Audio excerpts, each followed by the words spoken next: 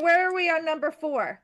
At this point, I've grown so much and I am spending a lot of time scheduling, and I have unfortunately messed up scheduling a handful of times because it's Because you're manual Russian or, and I'm busy.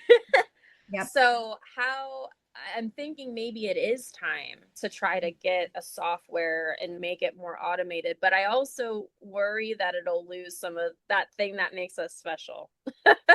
Personal touch. Yeah. Okay. Okay. What would the automation provide for you? What tasks would it take over? I think something, and it really depends because I'm not super familiar with what's out there to an extent, but something that I could see being really helpful is if the client is able to book or request their dates and it just go into all of our calendar or something. I don't know how it would work because it would be like assigned. We have that we can do it until we meet them because it's a two-way interview.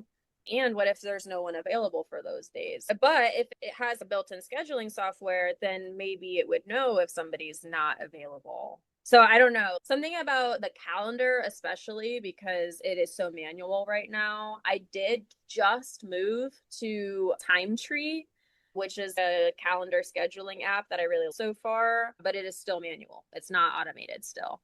And then I would say like, oh, and then having the notes and instructions and information all very easily accessible for the sitter, which Time Tree kind of helps with that because you can add in like this information. It's like more advanced than Google Calendar, basically. And we can all see all jobs and we can filter by our own jobs too. So it's not too distracting. But yeah, anyway, I don't know. That's a little convoluted. I don't even know what else should be automated, but I think more should be automated.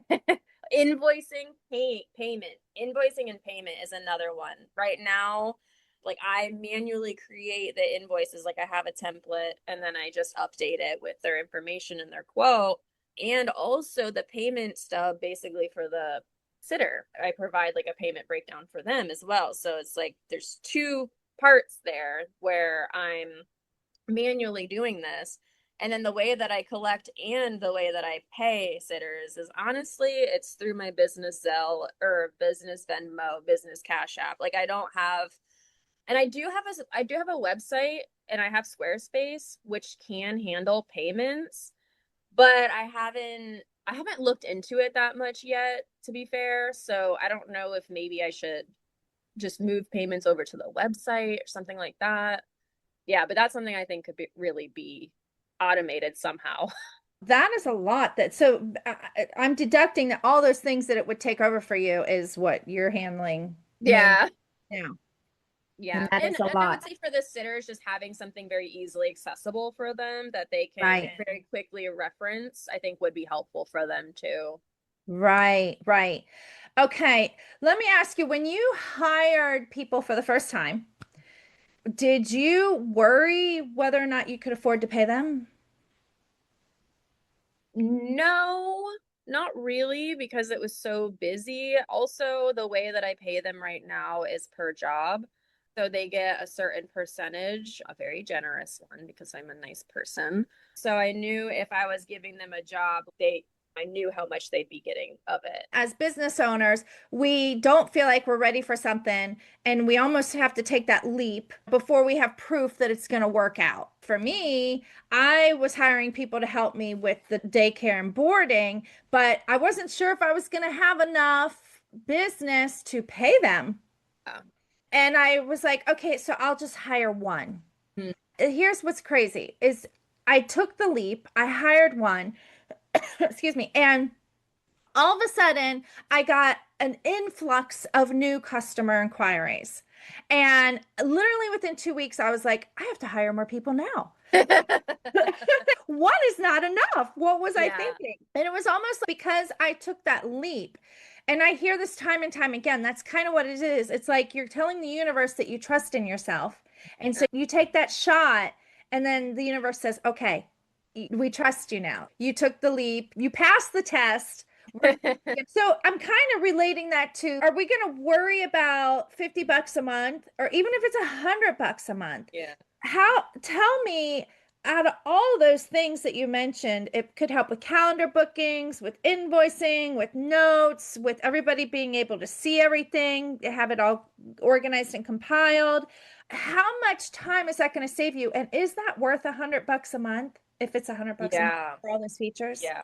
That's something, it's funny you say that because the first sitter that I hired, she's a friend of mine, and she said the same exact thing to me the other day when I was talking to her about this. She was like, think about how much time you would save for $50 to $100, and then you could fill that time with a booking and make money, make it up. Exactly. Yeah. Exactly. Or marketing, you could end up getting 5 more clients Right. just by filling that time with marketing efforts instead, right? Yeah.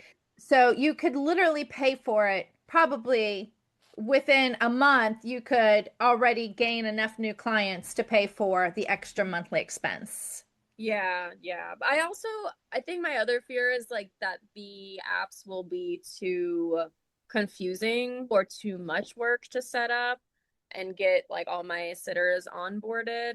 I also I don't think I want to involve the clients themselves in the app. Like I know some do journal entries through an app and stuff, but I kind of don't really want to do that.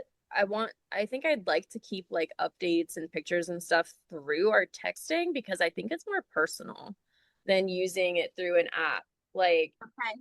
like we're talking to real people, and I think sometimes when you're communicating through like a platform, it can kind of lose that personal touch. But if even just keeping the sitters in there like for a back end stuff, I think would be really helpful, even if it's not client facing. Yeah. Yeah, absolutely. And you might change your mind over time. You know, Yeah. I mean, think about it. Say you're a Rover sitter. You're communicating with the customer through Rover. They know they're directly communicating with you. Yeah.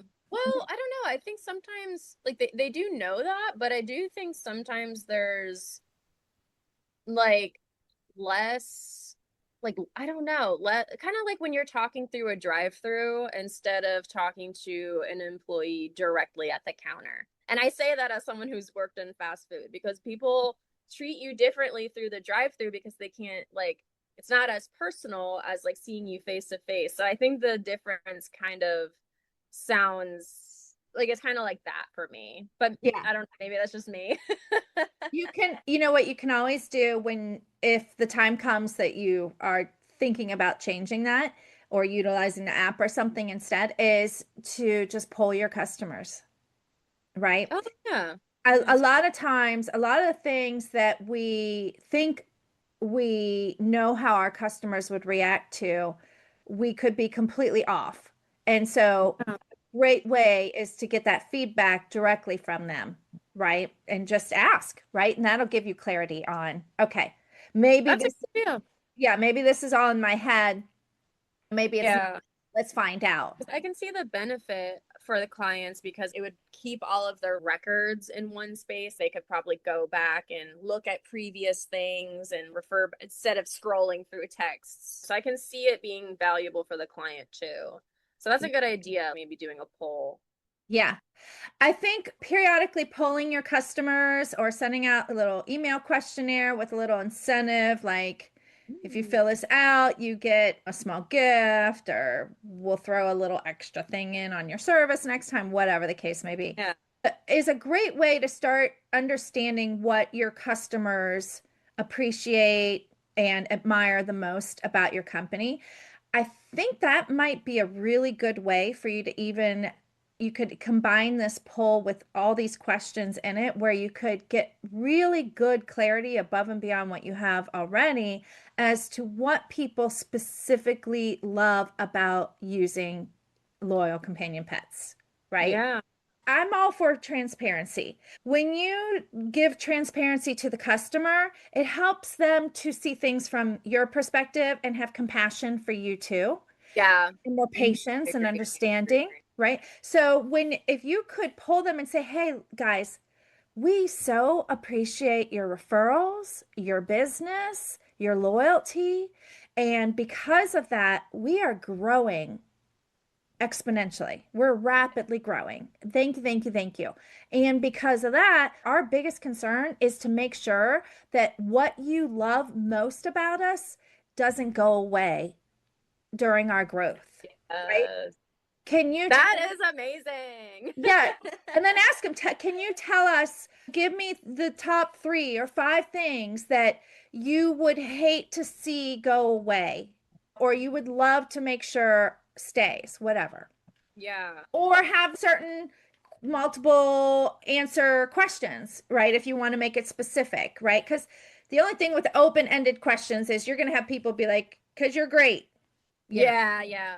That's not very helpful. So you might want to get more specific to get them to be, because they might not stop and slow down to really think about all the things that could be causing them to love you guys so much, right? Yeah. So I would do that to give you really good clarity on these are the things that are most important to our customers and why they stick with us. So these are the things that we're going to make sure moving forward that whatever we implement, automation, new customers, new process or new team members, new processes, what have you, we're going to make sure that these things stay high priority for the customers. And it kind of gives you that bullseye to aim for, Yeah. right? Yeah. So, okay. It shows that we really care.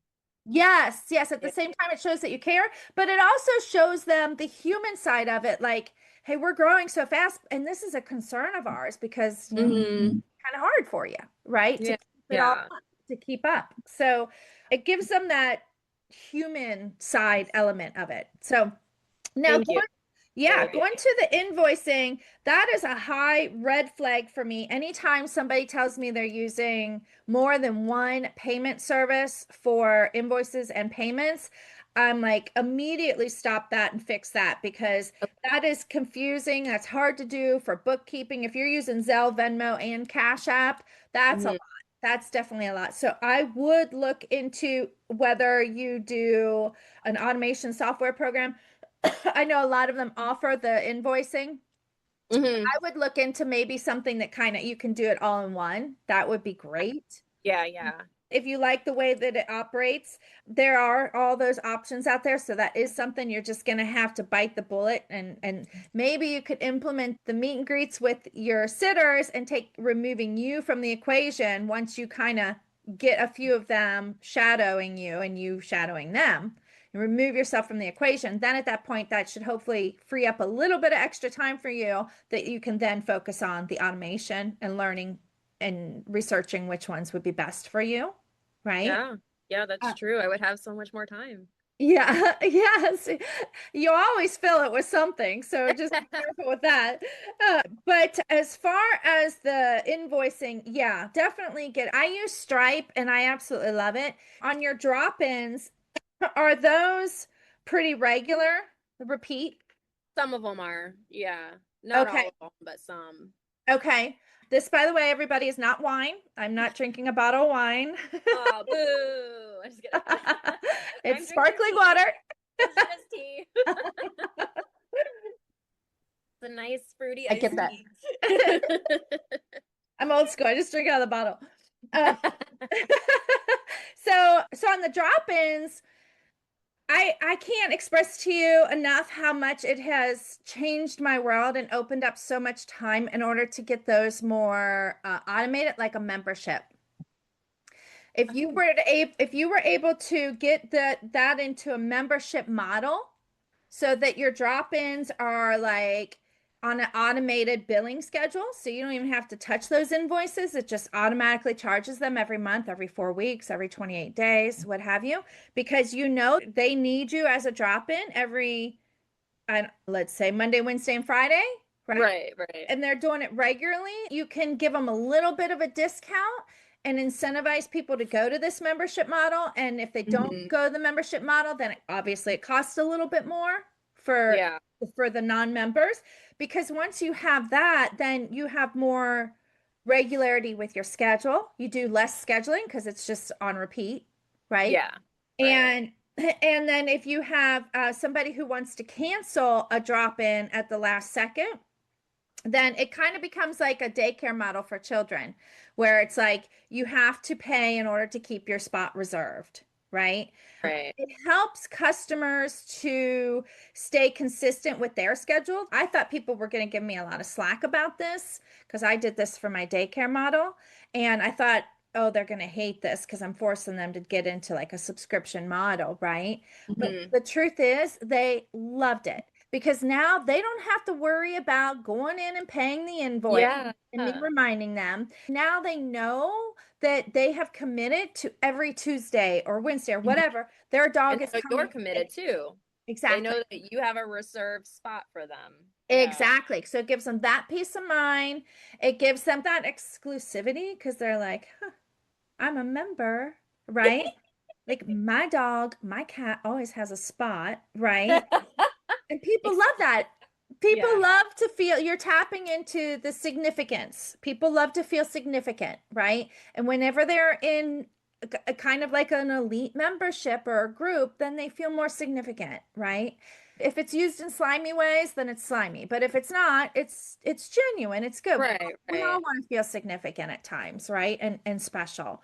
So it kind of plays into that. But also, what I think that my customers have loved is that it helps them to just schedule their life around Tuesday. Like, oh, now I know I'm never going to book my dog for a grooming appointment on Tuesday because they're always at April's on Tuesday, right? Or we always have a Yeah. drop-in coming on Tuesday. It just helps them to organize their schedule, their calendar easier because now they know every single Monday they have a drop-in coming and they've already paid for it. So they're paying for it no matter I what. don't want to cancel. Yeah, so it's more incentive to not cancel and not reschedule with you and cause more headaches with you're having to do all the juggling of the schedule then every time they change it, right? Yeah. So it eliminates a lot of headaches and then that can reduce, I don't know how much of your business is drop-in business, but even if it's a small, say it's only 15% of your business, I would like say it's like half and half, honestly. really? Yeah. Okay. Well, then that'll be even bigger of a benefit because now all of that scheduling and invoicing you do for every drop-in client, poof, off your plate. Once you get it set up, it's now off your plate. So I would make sure whatever automation you look at, in case you want to implement a membership at some point in time, that you're going to be able to set up recurring automated subscription payments with that Okay. Okay. really, if that's something Yeah. you want to consider. I only have a handful of regular basis recurring clients, like every weekday or multiple times a week. The Okay. other ones are like as needed. They're always repeat clients generally, but it's still as needed. It's not on a super consistent schedule. So I don't know if I have enough recurring business, that regularly recurring business, to for it to make a huge difference right now. But I Yeah. really want more recurring business because it's something very reliable, and I do give a discount for that already. Oh, I good. take $5 off their drop-in visit if they're like someone who is consistently booking every single week. I have that many that are like very consistent all the time, which I would love to grow that. Is it possible to focus on that end and growing specifically for people who have needs of consistent drop-ins? It could be. The only thing is that a lot of my sitters, not all of them, but a lot of them have other jobs. They don't do pet sitting full time. I think our availability would be more limited on who would be able to commit. So, like, I can commit, but I already have a couple recurring. So, as long as it didn't conflict with that. And then there's two other people who don't work other jobs, so they could. But it would Okay. depend on the area though, because if it's not close, it doesn't make sense for them to do a drop in that's 30 minutes away or an hour away for Right. but yeah, night stays in the client's home and then drop-ins that are related to the overnight stay. Someone's staying overnight and then they'll drop in throughout the day or stay there during the day, just depending on their schedule and the pet's I needs. see. Okay. Okay. All right. Well, that is something to chew on. If I were you, I would chew on the two that are more available for drop-ins, maybe starting with them and just advertising for their area. Or if you get a call or somebody who wants a drop-in or something, I would really kind of talk up and promote if you join our membership for drop-ins and commit to a regular schedule, then we'll discount it this much, and then we'll always constantly reserve the spot for you, right? Okay. And then Yeah. it helps us to also guarantee that you're going to have the same person unless they're out sick or on vacation, things like that as well. Yeah. So point out all The that. benefits. Yeah. Okay. Yeah, that's Yeah. something I'll think more about The whenever I more, have time. yeah, yeah, you'll get there. I had people coming to me for boarding requests for meet and greets, but then I start talking more about my daycare while they were here for boarding, and I just organically grew it that way, right? Mm, So just get more mindful about bringing it up and talking about it more at first before yeah. you have to spend any extra time And on. we can advertise that on socials too. I can see several ways we could market that and try to emphasize that. So easy. Yeah. For expanding in this area only, we're accepting new members for our drop-in program or whatever you want to call it. I started out with just boarding and then I added the daycare and I thought, gosh, I have so many dogs here every single day, every single night. I need a break. How am I going to get a break? And I was like, daycare, they come and then they go. So in the evening, right? Have time off in the evenings if I have less Mhm. dogs here. So if I grow my daycare, I can take less boarders. And for you, it doesn't necessarily mean you have to take any less on any other end. But at least then I knew if I grow my daycare, now I know I have a consistent amount of income coming in every single month, right? Yeah. If I have 10 Yeah. members paying this much. Now I know I have whatever it is, $5,000 a month coming in. Yeah. And everything else is extra, basically. Like, Exactly. you're gonna at least make this base amount. Yeah.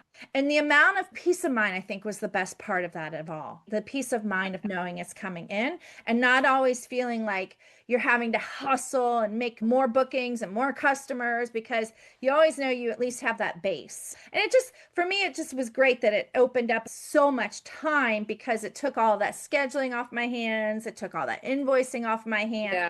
It took off a lot of the communication back and forth with customers for the scheduling Hmm. part. So it just really opened up a lot of time. So to me, it made sense to grow that side of my business so that I could get to a point where I had more time available and I didn't also have to pay more money for people to do more invoicing or a system to do the invoicing because half of it's automated. So Right.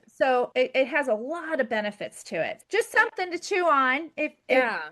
Okay, so what do you think on the operational software? You're kind of not sure when to implement that, or if you should yet. Where are you feeling on that now that we've kind of talked about things? I'm thinking it's time. Yeah. I'm thinking it's time. I need to just bite the bullet and do it. And you see the consequences if you don't, and the time and the value in it, because it's what's it going to give you in the long run? Yeah, it'll give me a lot of time back, but also record keeping would just be much easier. Having everything accessible in one spot, you don't have to hunt for it. And More organ. just, yeah, and helping making sure things are accurate, especially with the calendar. Because I messed up a calendar booking and I was really disappointed in myself for making that error. And I want to make sure that I don't do that again. It was a human error. It just Yeah. happens, but Yeah. it's not a good experience for the client Yeah. or for me because then I feel really bad about it. Just so you know, I've done it too. I think we probably all have, and we all probably are beating ourselves up a little bit too much for it. Yeah, To say yeah. I forgive myself out loud at some point in time. My client was like, "It's okay, Autumn," and I was like, "No, it's not. It's not I okay." hold myself to a higher standard and I failed. I Right. do.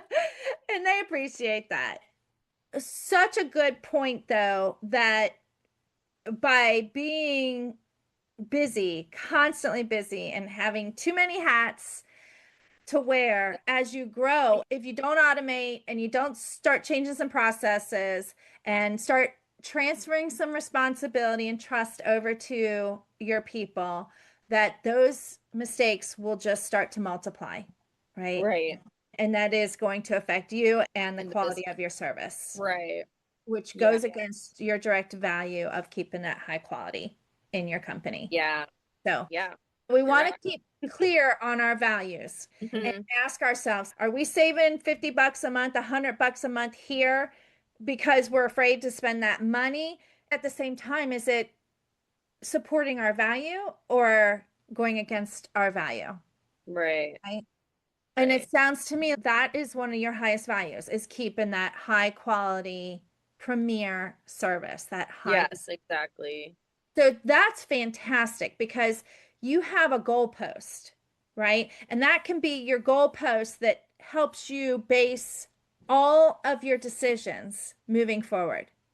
So anytime that you're looking at all of these, should I do this or should I do that? Anytime you have a this or that, go back to your core values for your Yeah. company and say, okay, which one better supports this? It makes it simple. Yeah. It doesn't make it easy. It makes it simple. Yeah, You that's still so have true. to, yeah, you still have to jump off the cliff sometimes to make But it it's happen. simple, not easy. That's fun. I like that. Yeah. All right, so we have one more question, I do believe. What was that? Yeah, I think it'll be quick. So just based on everything that we've talked about today, what do you think should be my biggest priority, like step one? I'm going to throw that back on you. What do you think? Because I can tell you what I would do, but I'm me and you're you. So what would you do?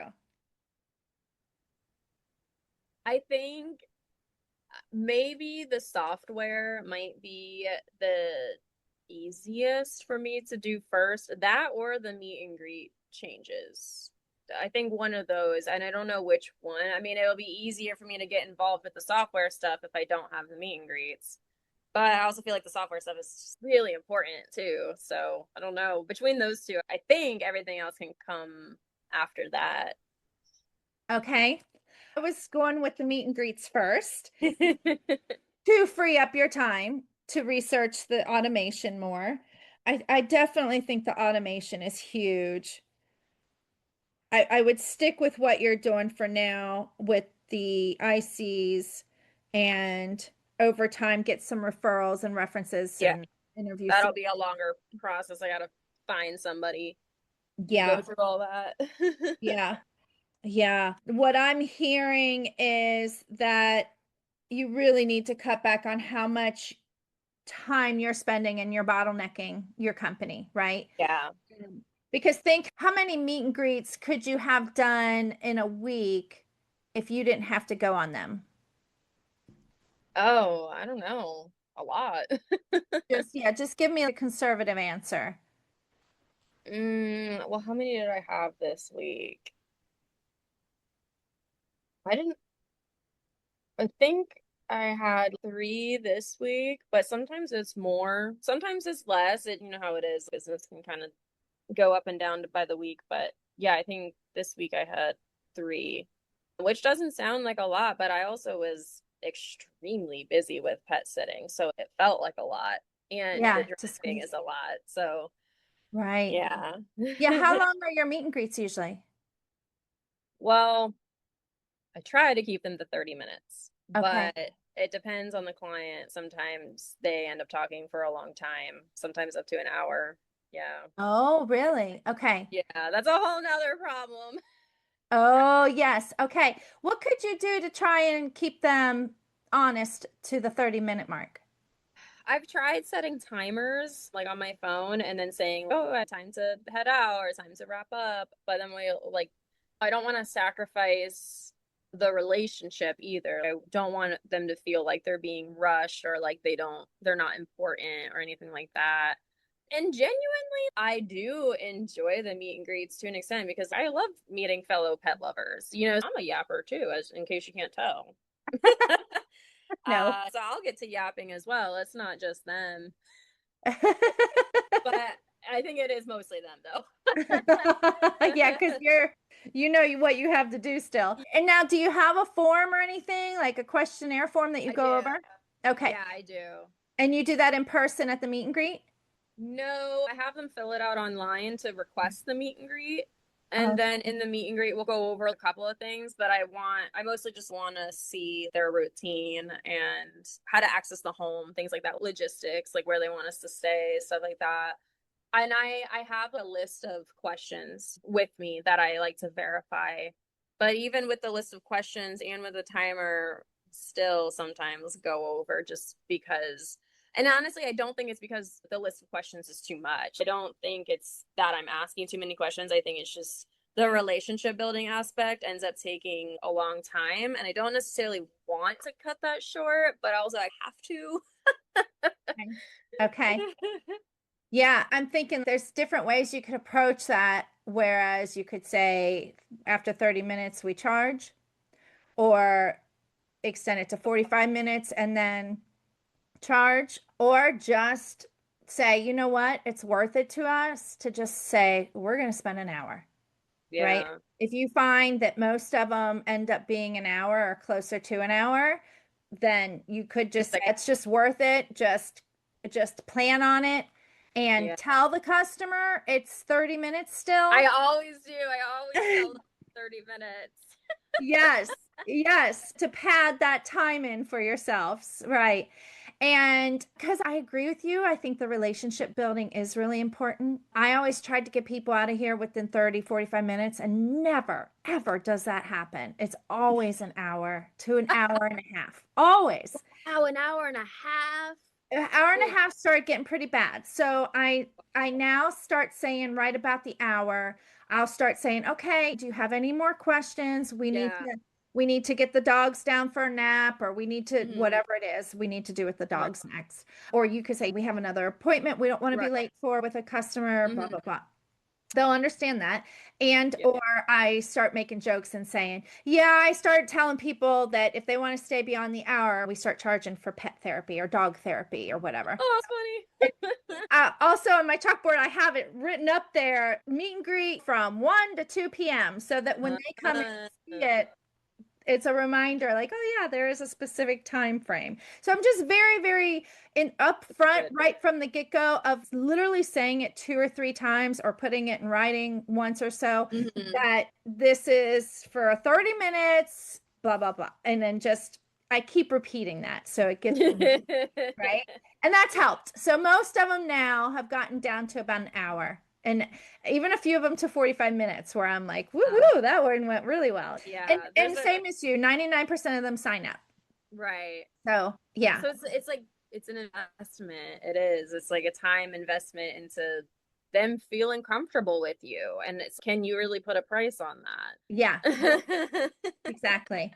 So yeah, if I were you, I would start with getting your people trained to do meet and greets to start freeing up your time, and getting those people that you trust already to start sending them out on some together. You know, Yeah. if it can align well with them being the primary and secondary sitter, right? Hmm.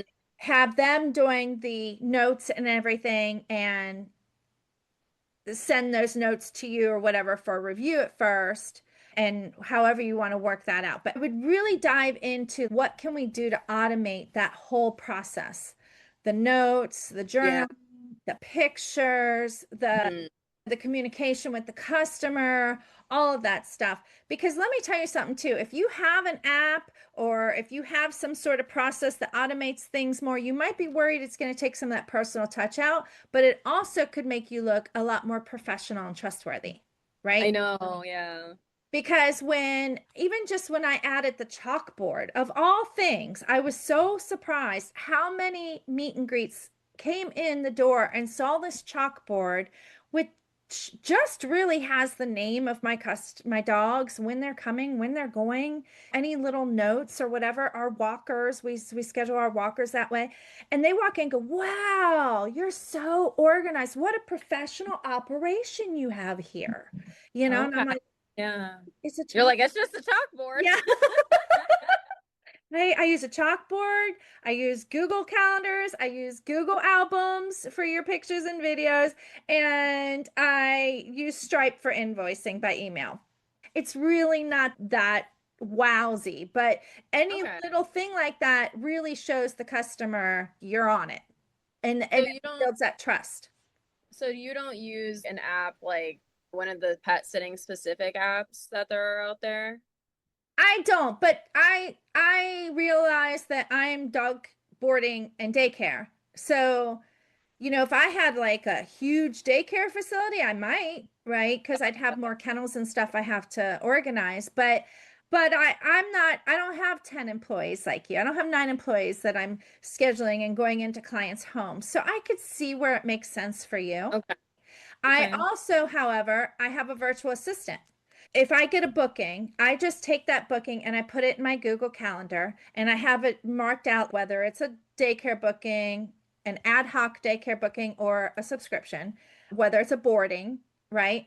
Or I think that's, I also have a team classification so my team can see their schedule. And then my VA has access, my virtual assistant has access to my Google Calendar. So she's set up that she gets an email every time I put in a calendar booking or change one, even. I'll put notes of the customer's name, phone number, email address, who they were referred by. And my virtual assistant sees that and she goes into Stripe and sets up my invoice for the deposit.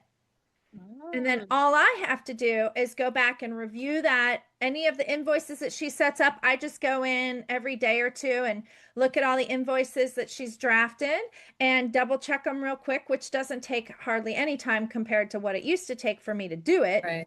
And Right. I might change one or two things real quick or something. And she puts nice little notes in there. I might go and add a more specific note pertaining to the dog that she wasn't aware of. And Yeah. then I will send it on. And then she goes back and she balances all that. So she looks at all the invoices being paid and she balances it in the bookkeeping system that we use, which is like What a fancy spreadsheet called Airtable. Airtable? I was about to ask Yeah, that. yeah, I just use Google Sheets right now to keep yeah. track. Which is just as fine, really. And that has saved me so much time for her to do all that stuff, right? So that's why I don't need, and I do bartering with her because she's a family member and I watch her dog. So it's Uh, even greater, very, right? very But nice. now, if I had to pay, if it comes to the point where she doesn't want to do it anymore and I have to pay someone, I would gladly pay somebody. You would think it's worth it. Yeah. Oh, 100%.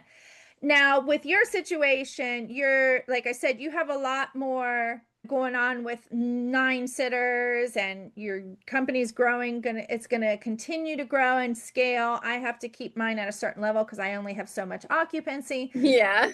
And to me, it makes sense to have an automation software system that is designed for your type of business, right? Okay. But yeah, you could piece it together like I have, I'm sure.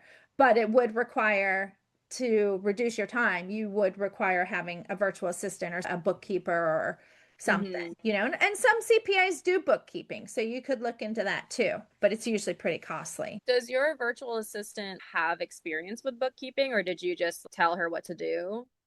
Yeah, in fact, she was an executive assistant at Procter and Gamble her whole life. So she was better at it than me. So I was like, you do that. That's your strength. I hate that stuff. I Women. don't really enjoy it either. Yeah. Yeah.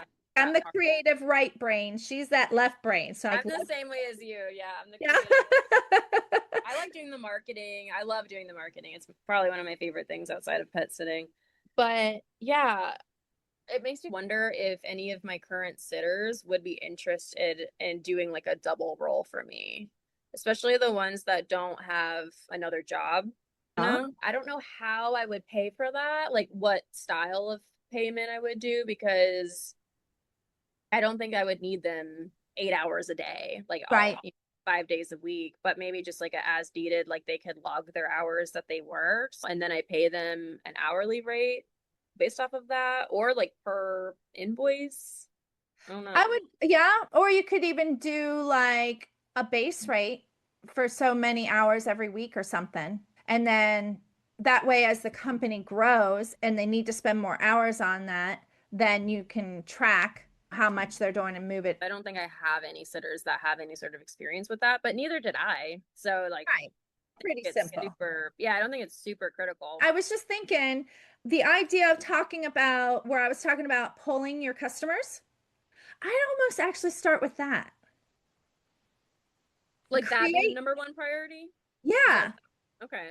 Yeah, create that because, like I said, that's going to give you that goalpost, that target to aim for, and help give you more clarity on what you want to focus on moving forward. Does that make sense? Yeah.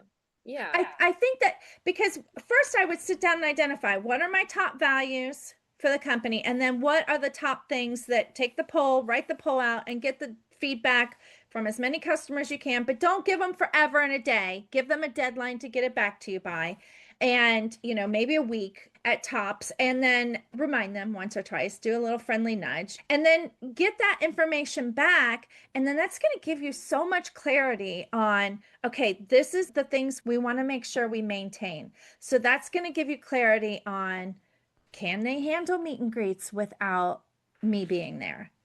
Right? Can they handle getting an app? Can they Mhm. handle switching up the way they have to pay me and using a different program? Right? Yeah. Are these the things that are most important to them, or is it totally cool for me to do that? Would people be interested in more of a membership model where they Right. have consistent reservations for their drop-ins? It kind of helps you get clarity on what your customers value, what you value, and when you do your value exercise, and where you want to go with it, right? What do they value, and where do you want to go to make sure you meet those values, but still be able to implement all of the automation and different processes, and maybe changing some things here and there, or even looking at hiring more people, right? So it's going to help you with all of the questions that you've brought to me today, you know, right? Yeah. Yeah. That's And a good having that goalpost. Because, like I said, if you have that goalpost of what's your values, what do your customers mostly value, then every question moving forward, it answers itself. right. Yeah. When you You just compare it against that. It's like, okay, which one would meet this goal? exactly. And that's what's so cool about, I think, about the pet businesses is each and every one of us, there's different nuances. It's set up differently for each of us. Right. And if I can actually add into what I just said, I would add, when you're figuring out your values for your company, figure out your values for you and go, okay, what is most important to me? Is it having time for family? Is it having time for, you know, for exercise? Is it having more time for vacation? Is it just having more time to just sit on the couch and chill? What? Yes to all of those things. I can't tell you the last time I had a vacation or even a day off. Yeah. Oh, see, yeah. Yeah. So, oh, that That's is a so, whole nother thing. yeah. Yeah. And that's the goal here is you want to get things to the point that not only are you growing it and keeping the high quality touch for your customers, but you have to make it sustainable or you're not going to be able to keep up if you're not getting days off, right? Hmm. And Right. so that's a huge priority. So that's what I love about these businesses of ours, because if you sit down and you kind of do that introspective work in the beginning, and it doesn't even take that long, then you have that goalpost and you can say, okay, I know that I would prefer in my ideal world, I would prefer every Monday off, say, or every Friday off, or whatever the Yeah. case may be, right? For me, I was like, I kind of want every Friday through Monday off, which sounds absurd, right? But I did it for the most part. I still have dogs Wow. boarding. But I'm at the point where I can board 3 dogs with my eyes closed, and I have dog walkers still coming in. So I work a few hours in the mornings, and I love on them, and I play with them off and on throughout the day or feed them. But that doesn't even feel like work compared to a daycare day where we have total chaos going on all day long. And so, I have a lot going on daycare days, but Monday through or Friday through Monday, it's a lot more relaxed. And I feel like I can get more recharge time in. And the Yeah. dogs, like if they were here for daycare, they're already kind of wiped out. So they're recouping, they're recharging too, right? It's a win-win for all of us. And so I just designed, okay, now I only want daycare on 3 days a week. And that way and then, oh, by the way, I'm no longer open from 8 to 5 every day. It's by appointment only. So I can schedule my life and have a life outside of my work, out of my business. And that's Yeah. really what my goal is for helping people like you and anybody in the pet business world, is really get clarity on what your ideal weeks would look like. how much you want to work, what days you want to work, what days do you prefer to have off. I warn you though, when I first said I want Friday through Mondays off, I felt really selfish and guilty. Like, that's asking. Or like unrealistic, you Yeah. know. Yeah, for sure. I was I like, think that's what it feels like to me. yeah, don't know if it's possible because that sounds absurd, especially when we've grown up with this idea that we all have to work 40 hours a week, Yeah. right? I So, wish I was only working 40 hours a week. yeah, right. You get into business and like you work 50 at a corporate job and you're like, ah, I hate this job. Then you get your own business and you work 80. Yeah, It's yeah. like, And then you're like, I love this, but also I'm so tired. exactly, exactly. So then I'm glad we've had this discussion because I didn't know that you weren't taking time off. And to me, that is priority. Oh my God. That wasn't even on my list. Because, well, what's going to happen a year from now if you don't take time off, enough time off, and you just keep burning both ends of the candle? Yeah, I mean, yeah, it's just not sustainable. I get really burnt. My one thing that I've had to implement a lot of changes around overnights because I do overnight pet sits in the client's home, but I have to limit it because I need to go home. I have to go home and recharge. And I have four cats, and I'm like, I want to spend time with the cats. I want to spend time with my friends, with my boyfriend, with my family. I don't want to be at somebody's house, even though I love their animals, but I don't want to only do that and then not have any time for my own life. So I Right. have had to implement some limits on that, but sometimes it's just so busy that what ends up happening anyway.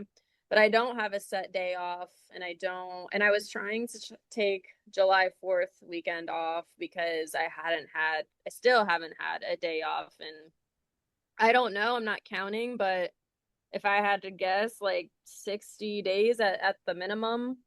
Over the holidays, I worked 80 days in a row with no breaks. But it still didn't end up working out that way because I ended up getting booked for certain things. But it is going to be a lighter weekend because, like you were saying, even if there's a little bit of work, it's not as much. You can kind of just get it over and done with and then have the rest of your day. So it's not as bad, but I would love to have a day where I don't have to do anything or be able to leave town because one thing I miss is when I worked in corporate for a long time, I worked remote and I could work from anywhere. So I Oh, traveled everywhere. oh, Miss that. I miss traveling so oh, much. And I yeah, haven't been able to. yeah. When you sit down and dream, what is your idea? Maybe that comes down to I'm just doing in-house pet sitting overnights for 5 nights a month, Yeah, like keeping it right? really limited. Yeah. Yeah, really limited so that you can focus on growing the business, managing the team, and doing the marketing and traveling and having a life, Yeah. right? And I think that's possible. And sometimes remember taking time off, even if it means saying no to somebody and losing business, is more valuable, brings you more benefits than earning that extra money for that night or 2 nights or 3 nights, right? Hard to Yeah. remember that. Yeah. The best way to remember that is to keep asking yourself, what is the cost? Right. So when you told yourself, I'm going to take off July 4th weekend, and then a booking came up and then you took it. Now, what is the cost? Yeah. The cost I'm not gonna, I mean, I didn't overdo it, so I should still get some recharge time, but not the recharge time I really need. Yeah. Yeah. And maybe it's going to limit you from being able to spend more quality time with your boyfriend or friends or family or doing some fun holiday stuff, right? Mhm. Or going We somewhere. And we already give up our holidays, Yeah. because it's the busiest time of year for most of us. So it's like we're already giving up those holidays for the most part. It- I am trying to take Christmas Day off this year because last year I literally worked the entire day and night, like Thanksgiving and oh, Christmas and yeah. New Year. Or actually, no, I took off for New Year's. I went on vacation for New Year's. That was the last Okay. time I went on vacation. Okay, good. When I figured out my pricing, I have this plug and play pricing calculator. It's like a spreadsheet. And I put in taxes, labor, and then you can play with the numbers. What's my occupancy level? So now I know, okay, I have this many members for daycare. I have say 5,000 a month coming in. from daycare. So, and I know I need to bring in this much, say 15,000 a month. So I need to make 10,000. Okay, now that means I have to have how many nights of boardings booked per month, right? And I can say, okay, that means I'm going to have this many dogs booked.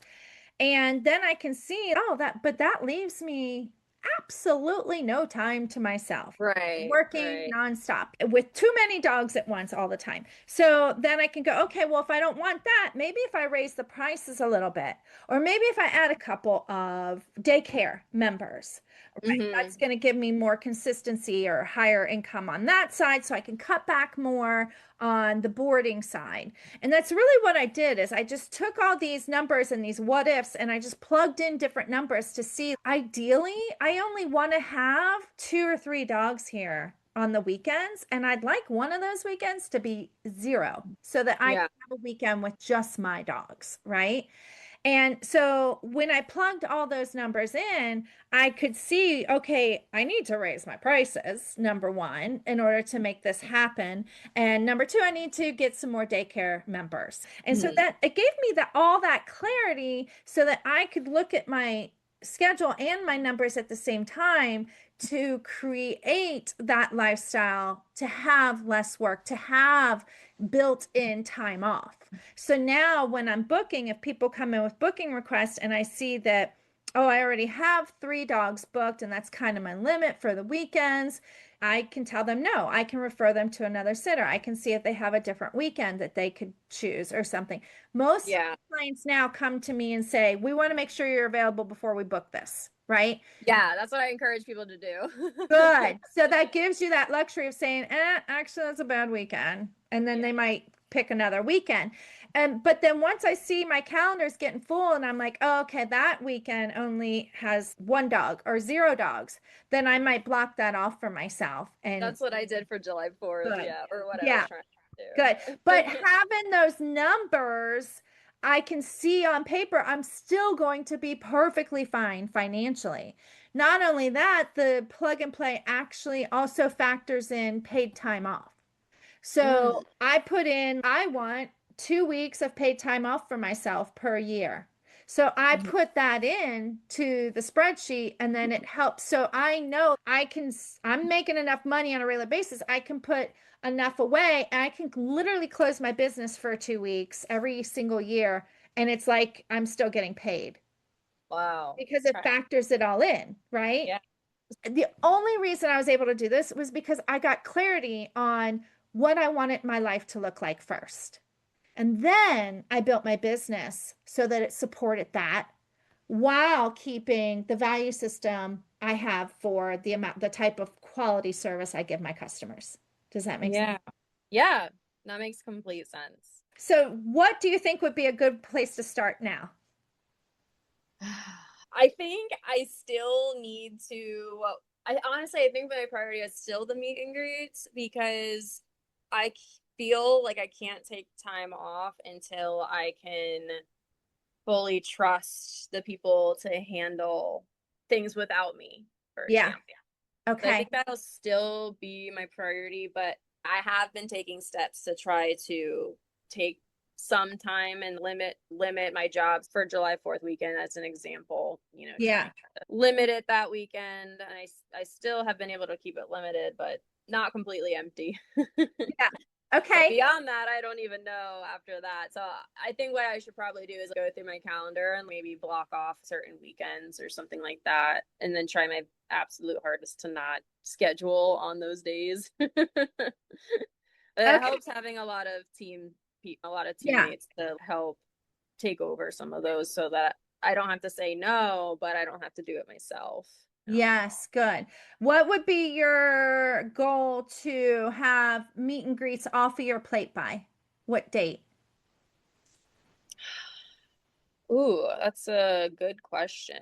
Maybe the next month or two, maybe end of August. Maybe that would be a good goal. Okay. Also, I forgot that the priority that you suggested was technically it's the polling. So I could try to do that first before then. Yep.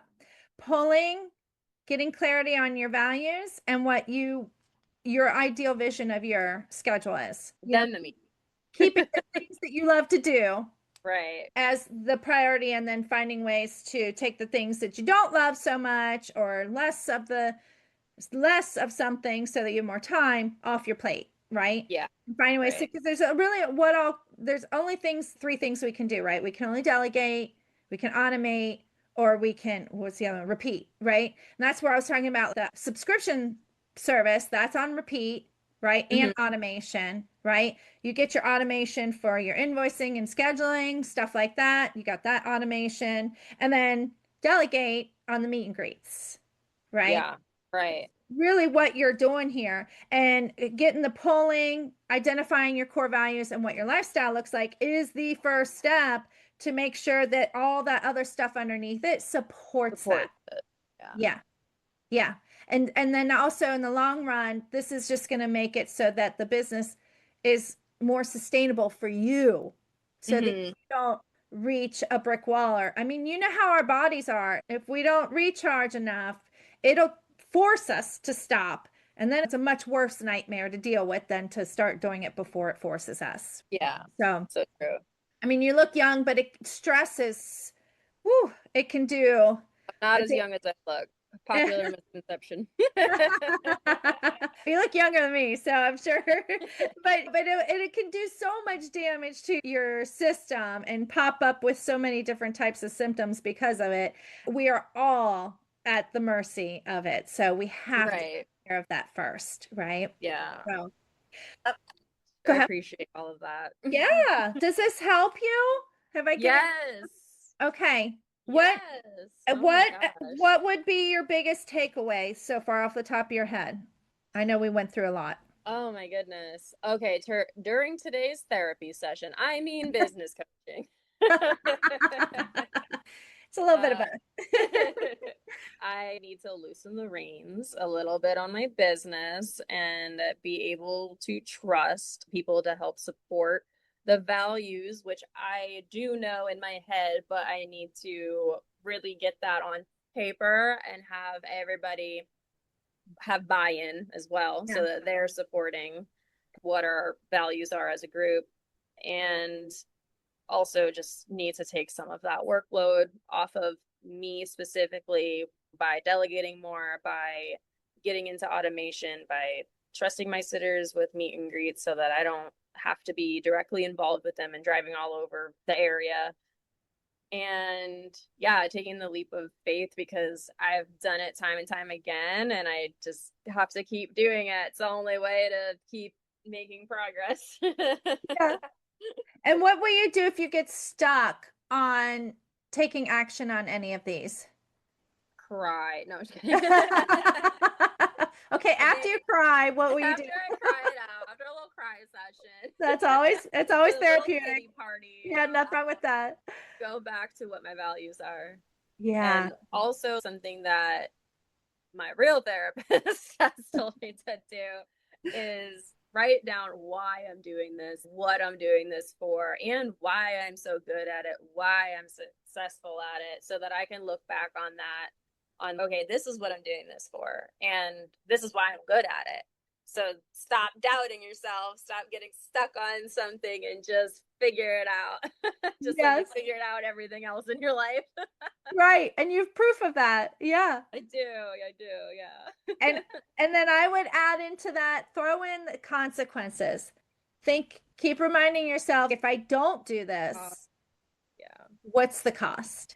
What's the cost 6 months from now, 1 year from now? Yeah. And that can get pretty big real quick, and that can be a motivator, Right.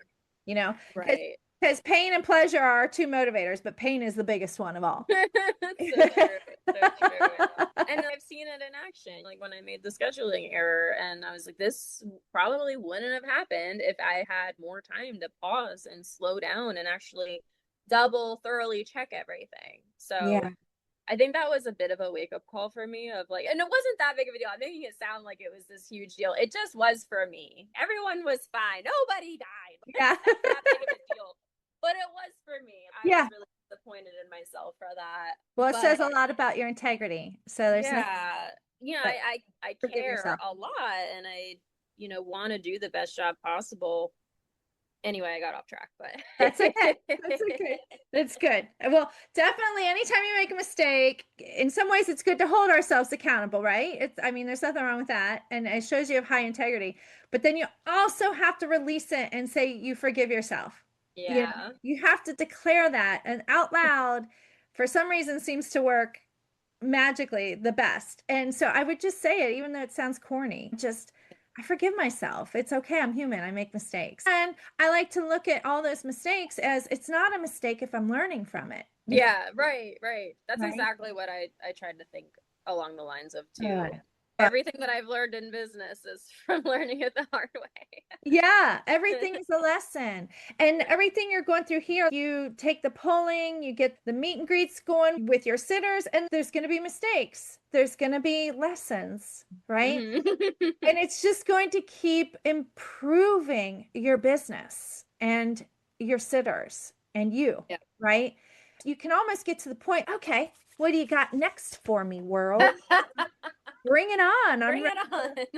We're ready to up level here, because I know every single time we mess up in one way or form or fashion, we're going to be better because of it afterwards. Yeah, that's very true. It's a Yeah. very positive way of thinking about Yeah. it. Well, and it's not just positive, it's actually functional, True. you know? Yeah. True.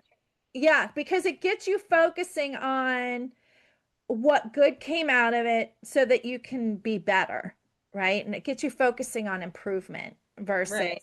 beating yourself up for it, which gets you nowhere. So, It doesn't. yeah. Well, you are an excellent coachee, I guess you would be. Oh, So thank you so much. I would thank love to hear your feedback on how things are going. So by the end of August, beginning of August, end of August, I I think think end of that's August. I Yeah. think I think that's that's a good more amount of time. realistic, by the way, because you need to have time to get your newer sitters shadowed and Right. and Yeah. you shadow them, vice versa, right? So that sounds pretty realistic. And then hopefully you can get that polling going and just get that out within a week and get some response back within a week as well. So you can get clarity on that in the first 2 weeks. Start getting Yeah. some of your meet and greets done by the two that you know very well as much as possible to start freeing Right. more of your time. And Mhm. of course, work on your core values and your vision for your lifestyle. Once you get the poll out, maybe start working on that. And then you're going to have more of that clarity to start taking all these other things underneath it, the automation and how you're going to do invoicing or what parts of the business you're going to grow and all that stuff. And it's going to just help you figure it out as you go a lot easier. You'll start to see the pieces like, oh, okay, this piece can go here and oh, we can do this. And it's beautiful how it comes together. So I think having that clarity for the vision and the values from both you and the customers is the best way to start, along with getting your meet and greets delegated over to the people that you trust now to start opening up a little bit more time for you and Yeah. and implement the rest of the stuff we talked about. So I would love to follow up with you again. Let's say, how about end of September? Just to see where you're Uh, at with things. yeah. Yeah. I think that would be great. Okay. And then maybe we'll see where you're at. And if you want, come back and have an update on your progress. All right. This is Yeah. great because this keeps you Hopefully so. accountable. Yeah, it does. It does keep me Put, accountable. putting on the pressure. And if you have any questions or anything in the meantime, you know how to reach me. Thanks, Autumn. I appreciate you coming. And we look forward to seeing you back in hopefully September, November, something later this year. Yeah, thank you, April. This has been incredibly helpful. I can't even begin to tell you. So I'm really hoping that next time we talk that there will be lots of changes and I'll hopefully be able to tell you, April, I took a vacation. I'm going to hold you to that. I really hope so. Thank you so much. This was extremely helpful. I really appreciate it. I hope so. Thank you.